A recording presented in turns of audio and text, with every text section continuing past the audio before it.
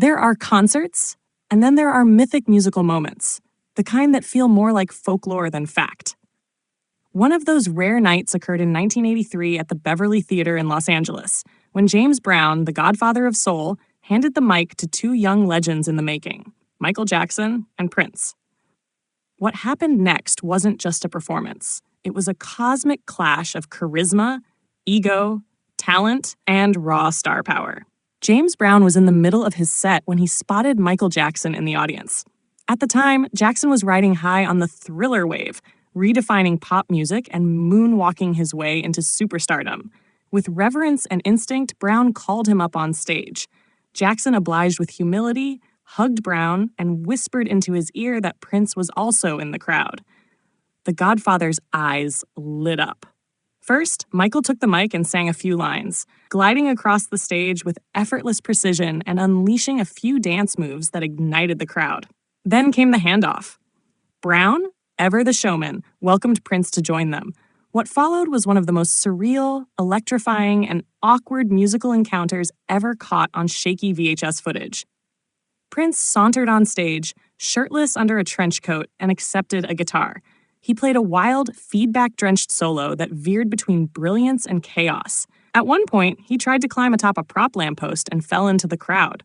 For years, fans and insiders debated whether Prince was drunk, nervous, or simply being his most eccentric self. Either way, the spectacle was unforgettable. There was no formal rehearsal, no set list, no coordination. Just three geniuses of rhythm and soul improvising under hot stage lights. It was messy, magical, and absolutely human. The moment was never intended for the masses, yet it's become one of the most legendary jams in music lore, passed down like a sacred story among fans. What makes the moment even more fascinating is the complex relationship between Michael and Prince. Both were born in 1958, both revolutionized music and fashion, and both were media-shy icons battling for the crown of the 1980s.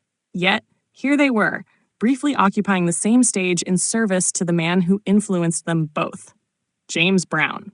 Years later, both Jackson and Prince would speak about that night with a mixture of admiration and discomfort. Prince reportedly bristled at the footage resurfacing, feeling the moment didn't represent his best. Jackson, in contrast, maintained a quiet awe for Brown's ability to command not just the stage, but the hearts of everyone who ever stepped on it with him. The footage, grainy and chaotic, remains online, proof that the moment really happened.